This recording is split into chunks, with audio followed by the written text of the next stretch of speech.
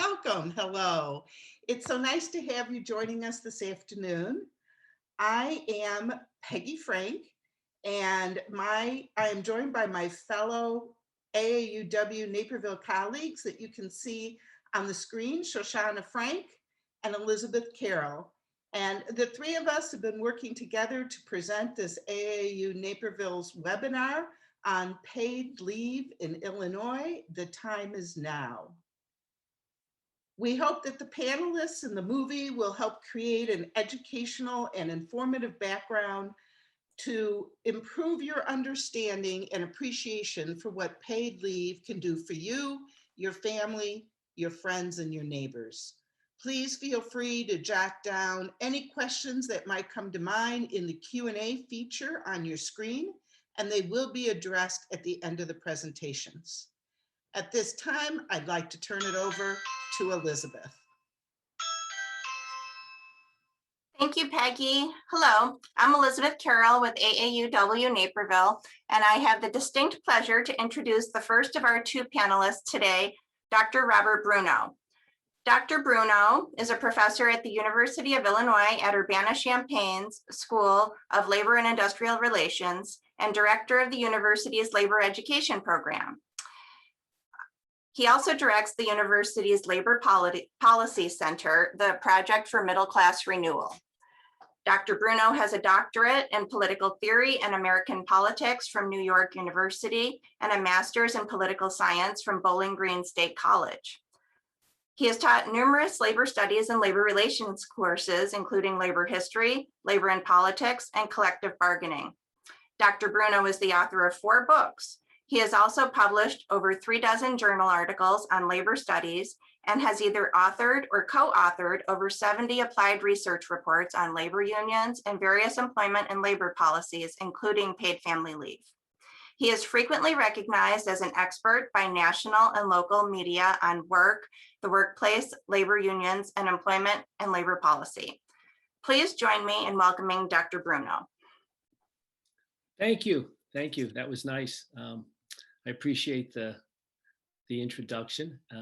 I'm going to share my screen with folks. And if people would give me a thumbs up just so I know that it's seen. Okay, wonderful.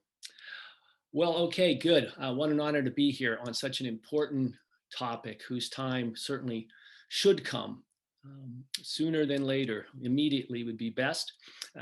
So what I'm going to do in the brief time that I have is just walk you through a few slides that's based on research that we did at the University of Illinois. We have co-authors and colleagues who are part of the Illinois Economic Policy Institute who also helped to contribute to 2 studies that we did, one that looked at paid sick leave and what it would mean in Illinois, and then also paid family and medical leave. So what I'm doing here is I'm combining the research into a few slides to touch on the most important findings. So we shall begin. Now, I guess why paid family leave, right? We start with this larger question, and I think it's well recognized by people who have studied this throughout the United States, and of course where it's actually operative much more in European countries. It's quite clear why paid family leave would be a good thing. It advances health and well-being for children and parents. It improves economic outcomes, not just for households, but for communities, for the country. The paid family leave prevents workers from having to choose between caring for family and furthering their careers. And when we say workers, we should be very precise. It is mostly women that we're talking about. There are men who do contribute to household labor, but principally we're talking about the impact on women. So it's a gender equity issue. Paid family leave would add about 5 million prime age women to the labor force. Paid family leaves help workers stay in their jobs that are a good match for them, that are a good match for the employer, that makes them very productive, that returns great value to folks who are using that labor. And that, quite frankly, as many economists have identified, motherhood is the biggest contributor to the gender pay gap that we have in this country. There's a wage penalty a significant wage penalty if you want to work in the paid part of the economy, and then that part of the economy, which is really reproduction in the household, which is work, and we should put an economic value on it. But because we don't, there is a penalty that is applied principally to women who are mothers. Some other points to make: the cost, if you will, right, of not having paid family leave at the national level. Only 14% of private sector employees in the United States have paid family leave provided by their employers. I would point out it's a very small percentage of employers in the private sector that provide any child care benefits. And that was glaringly obvious and is still obvious as a result of the pandemic-triggered recession.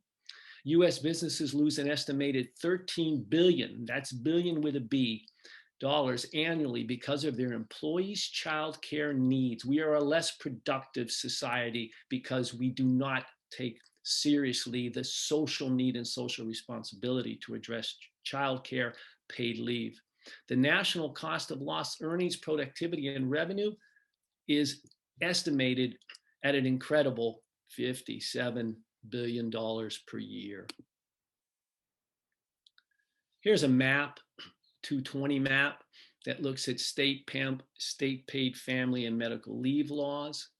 The states in blue are those that have enacted paid family and medical leave. Now, there are some states that will introduce laws in addition to these, but this is what the current national picture looks like, and it's quite embarrassing to see how few states actually have passed these laws. Here's another map. This is paid sick leave laws, and it's multicolored.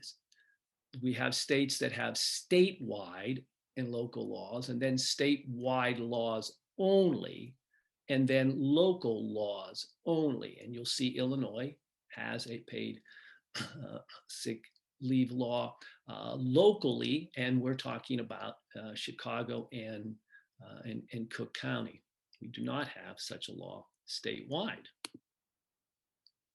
So working without paid sick leave, for example, an estimated 1.5 million Illinois workers, 1.5 million Illinois workers lack access to paid sick leave. More than half of the workers without paid sick leave, or approximately 52%, are in the suburbs of Chicago, and about 2/5 of the total reside someplace else, or if you will, downstate. So it really is a problem that touches on all corners, all jurisdictions in the state. And then an estimated 353,000 workers in service occupations lack access, which accounts for about 24% of all Illinois workers without paid sick leave. But it also means, and we looked at this specifically, that all occupations were represented by sizable numbers of workers who did not have paid sick leave, which means they couldn't take any time off from work if they felt sick. It was a Hobbesian choice of either going to work sick with all of the complications that brings about, or staying home and losing income. If we look more broadly to paid family and medical leave law and the cost benefit, if you will, Illinois could pass legislation that requires employers to provide, it's this one model, 1 hour of paid leave for every 30 hours work, up to a maximum of 40 hours. This is just one model, one idea, not necessarily the one that has to occur, but it's one model, and we were to use that model. Let's just say we use it. Paid sick leave, for example, would essentially amount to about $247 per workers, or the cost would be roughly 12 cents per hour. 12 cents per hour. That would be the cost across all workers to provide up to a maximum of 40 hours of paid sick days, right? A statewide policy that were to expand 5 days of paid leave coverage to all workers, so paid leave writ large, who currently don't have any paid leave in Illinois would boost worker income by $1.5 billion. They would boost income by $1.5 billion. That's money spent right in the Illinois economy. And then there are secondary and tertiary effects. There's all kind of multiplier effects that come from that additional income at a cost no greater than 12 cents per hours worked across all workers. Here's a summary look at these benefits. If we were to look at paid family and medical leave, right? We do have a national family and medical leave law that provides unpaid benefits, unlike in European countries. And as a result, these benefits are underutilized in the United States. And where they are utilized, there's a strong correlation to working in unionized workplaces. So these benefits can guarantee up to 60 to 90% of a worker's earnings when they're on leave, up to roughly on average $1,200 a week. It could vary from anywhere from 4 to 12 weeks worth of coverage, and it's used to, for example, care for a child or a ill family member. Again, these are just summary snapshots of how these benefits can be used. So actually coming here to the end, if Illinois had paid family leave, let's just say for childbirth and adoption, we're talking about 220,000 parents who would see increased earnings, right? You'd see roughly a $550 increase in income on average for those parents, and $1.4 billion in increased worker income if they use the full 12 weeks of paid leave. This is just a snapshot. So in closing, all of the economic data indicates that forms of paid sick, family, medical leave accrue great benefits to the household, to the families, to children well-being, and to the state of the economy at very minimal cost. It's an obvious policy need and one that the state of Illinois needs to address just as soon as possible for the health and welfare of its citizens. So with that, I will stop and back up and listen to Sarah. Thank you so much, Dr. Bruno. That was really informative and such a great presentation about why paid leave policy is so critical to all of us in the state of Illinois. Shortly. Next, But prior to that, I'd like to introduce our next speaker, Sarah Lebadie. For the past 13 years, Sarah has worked at Women Employed, where she is the Associate Director of Policy. This not-for-profit agency works tirelessly for a better future for all working women. Sarah has expertise in a wide range of issues, including paid leave, post-secondary education and training, fair wages and schedules, and pay equity. She is actively involved with promoting the passage and effective implementation of laws and regulations at the local, state, and federal levels that improve the economic status of women and remove barriers to economic equity.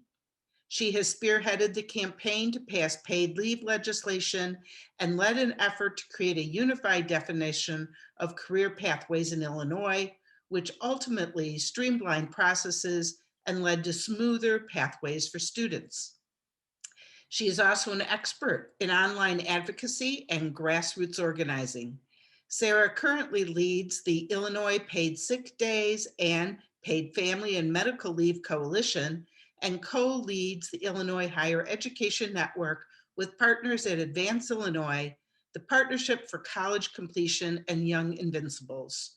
We are delighted to have Sarah with us today, so please join us in welcoming Sarah as she tells us about the status of paid leave in Illinois. Thank you very much, Peggy. I'm going to share my screen, so hopefully this works for everybody. And like Bob, I'll ask for a thumbs up if you can now see my presentation. Fantastic. So thank you. I would be remiss if I didn't thank both Peggy and Elizabeth for inviting me here today to talk through what we're doing here in Illinois. and the work that's ongoing. As Peggy mentioned, I work for Women Employed, a 48-year-old nonprofit advocacy and policy organization that is dedicated to improving the economic status of women and removing barriers to economic equity. We affect policy. We do this primarily by affecting policy change and expanding access to educational opportunities, and then advocating for fair and inclusive workplaces so that all women, families, and communities can thrive. And obviously, paid family and medical leave fits quite nicely into that bucket. Just a few years ago, I want to share who we are. We fought for the Pregnant Workers Fairness Act in Illinois, which allows pregnant workers to have reasonable accommodations at their workplaces. In fact, I think yesterday, federally, a similar bill passed the House, in Congress. And so while it's already law here in Illinois, we're hopeful that soon it'll be law of the land. It ensures more women can keep working and stay healthy throughout their pregnancy by allowing them to stay off ladders, be seated at checkout counters, and have water while they work, which is pretty common. We also helped make the unpaid family and medical leave that was spoken about in the film FMLA a reality. And I'm really just very thankful. I actually know Ellen Bravo quite well, who you saw throughout the film, and she is engaged in and working with us to make this real in Illinois as well. We also fought for and won paid sick leave at the city of Chicago and in some suburbs in Cook County. We're still fighting that fight here in Illinois so that statewide workers have access to paid sick days. And then we passed a law in Illinois just a few years ago preventing employers from asking job applicants about their salary or wage history as well. So 28 years after FMLA, we're beginning to make some progress toward a paid leave program in this country. And I have an updated map here, and I know Dr. Bruno also shared something similar, but since we're up after the screening of the film, we're now at 9 states plus DC that have passed paid family and medical leave programs. So the film was just a few years old. We've now added Oregon, Colorado, I think Massachusetts and Connecticut to that list. And luckily, I think each and every one said something like, this is more progressive, the most inclusive, the most comprehensive, and they're getting more and more progressive and comprehensive. And that's what we're working toward here in Illinois as well. So we're really hoping Illinois will be next. Paid family and medical leave in Illinois. We have a strong coalition of advocates. We have a bill in place, and it's something you can look to now. The bill number will change, or it could change. But I want to kind of highlight what we're looking at and what the focus is in Illinois. The advocates, including AAUW Naperville, support a comprehensive, progressive, inclusive paid family and medical leave program in Illinois. We're working with State Senator Ron Villavalum and members of the General Assembly to make our comprehensive program a reality. I should mention SB 835, which is our paid family and medical leave insurance program, is not the only paid leave proposal on the table, but we believe it's the strongest for a handful of reasons. So first of all, it's universal.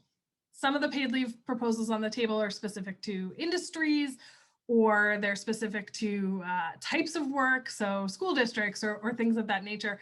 And that may be great, and particularly great sometimes for AAUW members. But the fact is that we think, no year has probably shown a light on how important paid family and medical leave is sort of as a universal support system. And we want a universal bill. Second, our paid family and medical leave bill and proposal is really specific. Too many of the proposals that are kind of working their way or could be working their way through the General Assembly right now leave the details a little up to the agencies who are running the program. We're concerned there's a gubernatorial election on the horizon. We feel like it's best to enshrine those details in the law itself and not kind of leave it up to the departments or the agencies to decide. So what is in SB 835? What's in our comprehensive Paid Family and Medical Leave Act? I want to be clear about what it is, what this bill that we introduced this year is. It's a wordy slide, I'm sorry about that. But SB 835 creates a comprehensive, inclusive paid family and medical leave program. I can't say that enough. It's really important to us that it kind of meets the needs of multiple communities. First of all, we're talking about an insurance program, so it's not a mandate. The goal wouldn't be to require that all businesses suddenly offer 12 weeks or more of paid leave, but that we create a state-run program that's paid into over time and from which employees would draw a replacement wage while they're on leave. So it's very similar to what was talked about in the film. This kind of program keeps costs manageable, as mentioned, especially for small businesses, because you can build that cost over time into your business plan, and build it into salary and benefit costs each year. It's a small percentage. We're talking less than 1% of each employee's wage would create this comprehensive program that we're talking about in Illinois. We don't want to create a program like unpaid FLA that leaves some workers behind. And you can see here, 59% of Illinois workers don't even have access to unpaid leave. The strong paid family and medical leave program would apply to all size employers, unlike the FMLA. It would include an option for self-employed workers to opt in and considers how to ensure that workers in our new economy, like gig workers, can take part as well. We also want to be thoughtful about the reasons people may need to take leave, and really no year has forced us to consider what kind of new reasons people might need to take leave. So in addition to taking leave to welcome a new child through birth, adoption, or foster care placement, or to address your own illness or the illness of a family member, we want leave to cover issues related to domestic violence and sexual assault, military service, a public health emergency or other disaster, and due to school or childcare closures. And I can explain why later, but it's, if you look at the numbers of women who are leaving the workforce during COVID, it's very clear that there are other reasons that people might need leave. And when we say family member, we mean more than just your spouse, your parents, and your kids. We mean in-laws, siblings, grandparents, aunts and uncles, nieces and nephews. We know that in Illinois and nationally, families don't all look the same, that who we're called in to care for can be all over the map, and that some people feel like family even if you aren't related by blood. And we want to make sure every Illinois worker can care for the people who are actually important to them. And we mean it when we say that access to the program is really, really important. If we don't replace wages at a high percentage, I'm talking nearly 100% for our lowest paid workers, there's no way they're going to be able to take advantage of the program. I think nothing came across more clearly through the 0 weeks discussion than the fact that that people were not going to be able to take the time they needed if they weren't going to be paid. And finally, a comprehensive program protects workers' jobs and keeps them free from retaliation when they do leave. So I'm going to walk through quickly some of these phrases because I know I don't have a lot of time, but paid is critically important here. We do have a national unpaid program, actually turned 28 years old this week. But even with a national unpaid program, we know so many workers can't take leave. And when we actually break this down by race, Black and Latinx workers are 5 and 12% less likely than white workers to be eligible or able to afford unpaid leave. So it's really, really important that the program is paid, that we don't just extend unpaid leave to more workers, but that we file a paid leave program. We talked a little bit, and I know they went through this in 0 weeks, but family leave is important, but family leave needs to be inclusive. It's not just maternity leave. Workers like Brian need to be able to take paternity leave.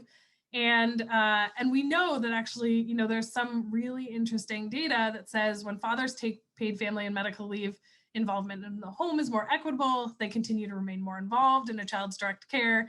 And every additional month of parental leave taken by a child's father increases a mom's wages by about 7%. So it's important that everybody is able to take the leave.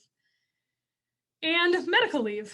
It's not just for families. People think about it as bonding with a new child, but it's also critical that this paid family and medical leave includes the medical component so that people can take care of their aging family members and other family members if they get sick.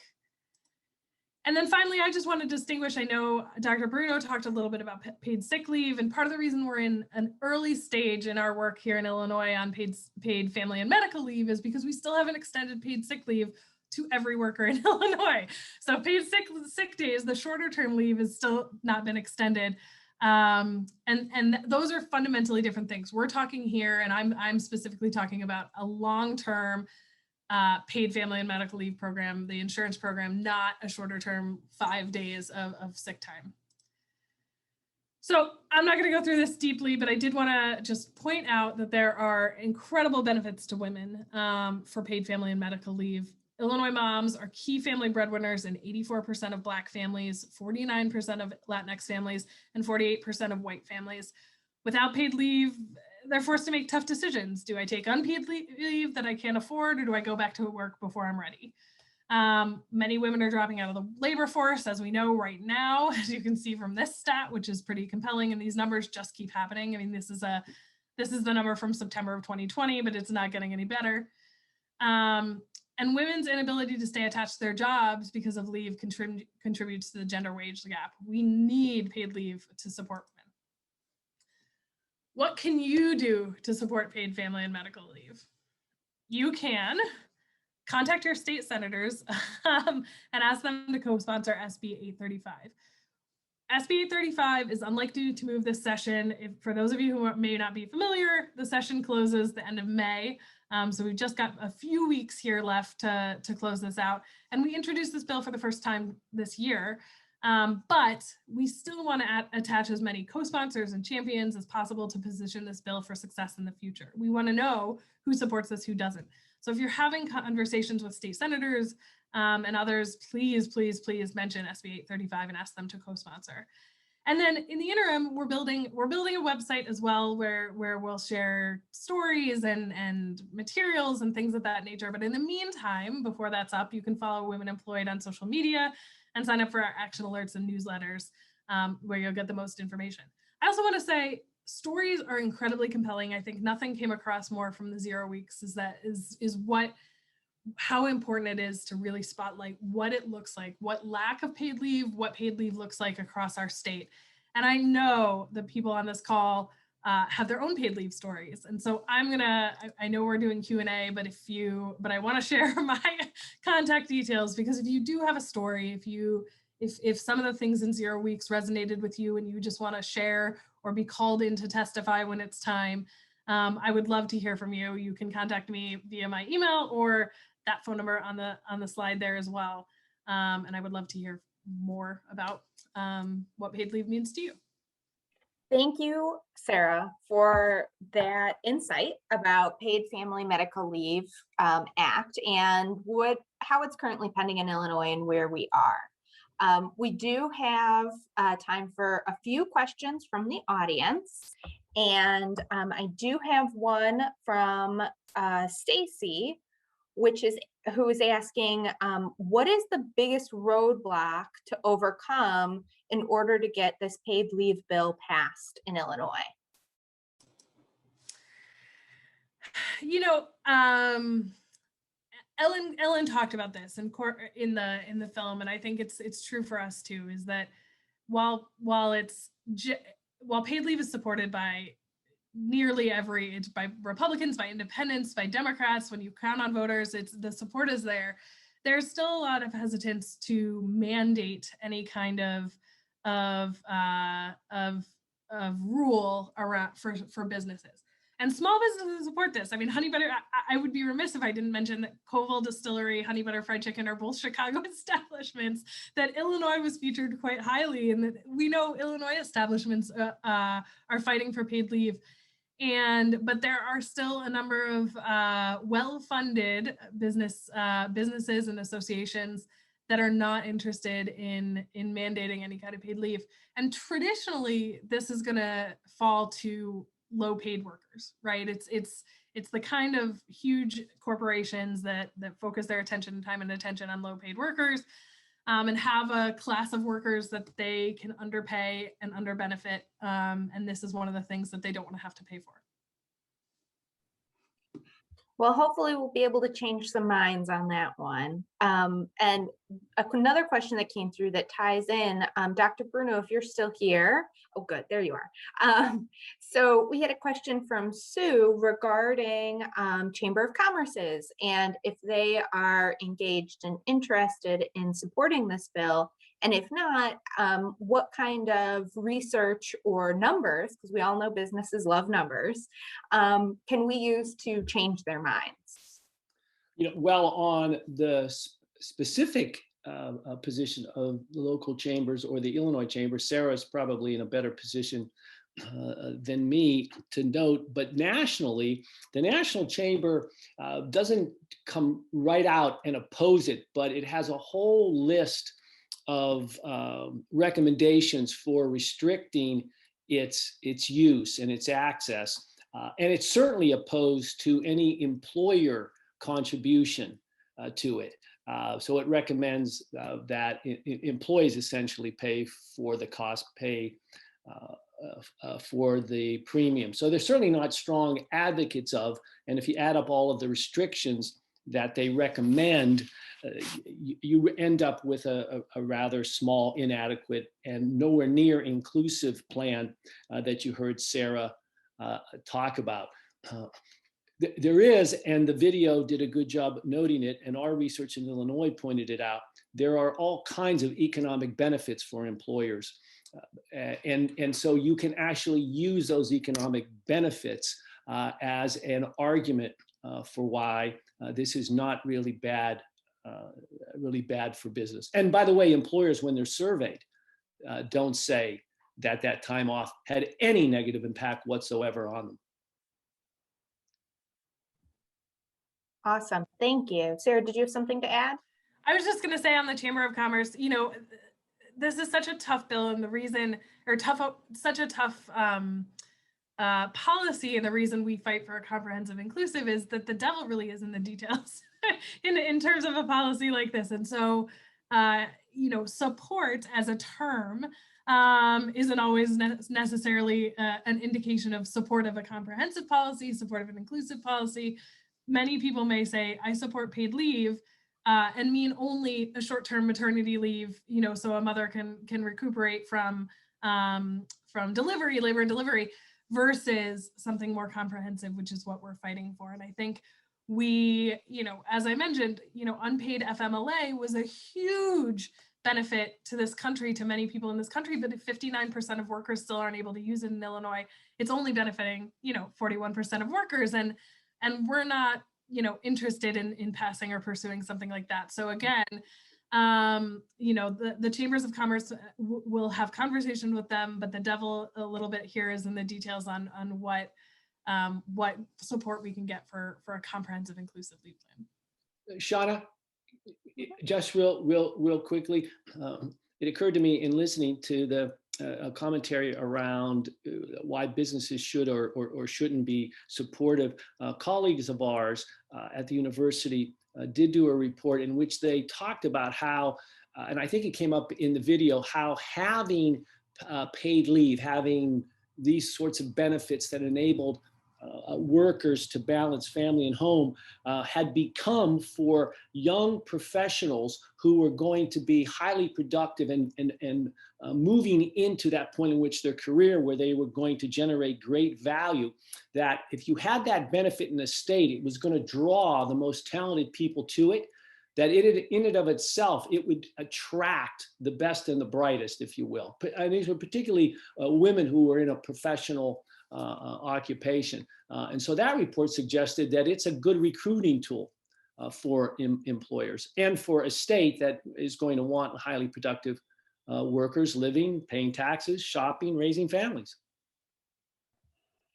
That's an excellent point, and it actually leads into the next question from Liz, which, as we saw in the video, there are a number of employers who do already have very comprehensive paid leave programs for all levels of their employees and all genders and for many different reasons.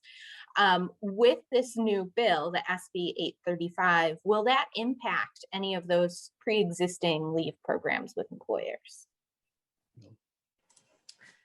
That is a good question. So, I mean, a little bit of this is things we can't know right now. With a state-run program, employers could always build upon it, right? Right now, employers are taking on the entire cost of a paid family and medical leave program internally, right? So there's no ability to say, you know, you're drawing 60%, let's say, of your wage down through the state-run program, and we're going to supplement that other 40%. So there's a question here, I think, which is most employers would then be subject to the state-run program, but could supplement it to look even better than the program they have now because they're paying out in a very different way. And so, yes, there could be an impact on the current structure, but our hope is that these employers who are leading are going to take the lead in other ways by offering extended leave, by higher wage replacement, and things of that nature. So we're not really worried about the good actors here. It's about setting, a pretty stable floor. Well, that's good news. Definitely. So we are unfortunately out of time for this evening, or excuse me, this afternoon. I'm already jumping ahead. But I did want to highlight, Dr. Bruno put a link in the chat to some recent articles, and I know I'm planning to read it, so thank you very much for including that. And I believe, Sarah, the website that you mentioned that's in the works currently will also have like talking points and those stories that you're looking for and other examples of ways that we can advocate for this bill, correct? Exactly right. And so I will make sure that once that is up and running, that I send it to Elizabeth and to Peggy and Shoshana, and we get it on the in the email or your listserv. And yeah, it'll include fact sheets, details, one-pagers. Dr. Bruno mentioned how important this. I spotlight women, but it is important for early childhood. It's important for small businesses, for low-wage workers, for the economy of Illinois overall. So all of those pieces will be in there as well. Well, excellent. I know I definitely thought some of Dr. Bruno's numbers were startling, especially the number of billions that we are losing simply because of the lack that is in our country and in our state. So thank you all very much for joining us. Thank you, Sarah, Robert, Elizabeth, and Peggy for hosting us. And thank you, all of our participants, for watching and joining us. This is such an important way for us to make a change, a long-lasting change to our society, to make us a more equitable place. And again, I cannot thank you all enough for joining us, and I look forward to advocating with you all over the coming months to get this bill passed.